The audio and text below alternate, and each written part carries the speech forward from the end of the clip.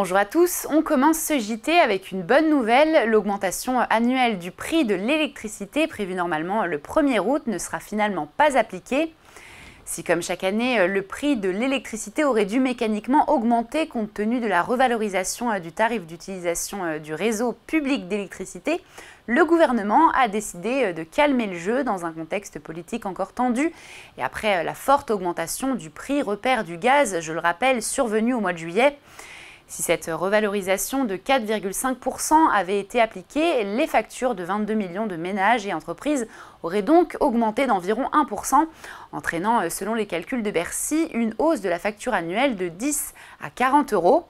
Le ministre de l'économie Bruno Le Maire justifie cette décision au nom du droit à la stabilité et à la visibilité des prix pour les consommateurs, qui devraient par ailleurs voir leurs factures baisser dès l'année prochaine en raison du fort recul des prix sur les marchés de gros. Et on poursuit ce JT avec une date fatidique pour les contribuables français qui passe souvent inaperçue dans nos calendriers mais qui a son importance, celle de la libération fiscale. Un jour symbolique qui marque le moment à partir duquel les salariés ont théoriquement gagné suffisamment d'argent pour s'acquitter de tous les prélèvements obligatoires et commencent donc enfin à travailler pour eux-mêmes. Un célibataire sans enfant payé au salaire moyen, c'est-à-dire environ 2 600 € par mois, peut donc disposer librement de son argent depuis le mercredi 17 juillet, selon une étude de l'Institut Molinari.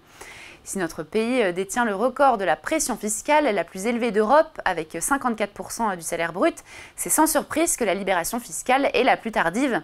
Chez nos voisins européens, ce jour intervient en moyenne le 11 juin, soit plus d'un mois avant la France. Et on termine ce dernier JT de la saison par un triste adieu à la marque Caddy. Et oui, la célèbre entreprise de chariots dont le nom était devenu tellement populaire qu'il était entré dans le langage commun, s'apprête donc à être liquidée.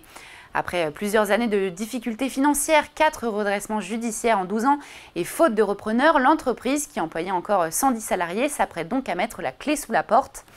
2 offres de reprise avaient été déposées fin juin après le placement de Caddy en liquidation judiciaire, mais malheureusement, les candidats n'ont pas convaincu le tribunal qui a rejeté ces propositions ce mardi 16 juillet.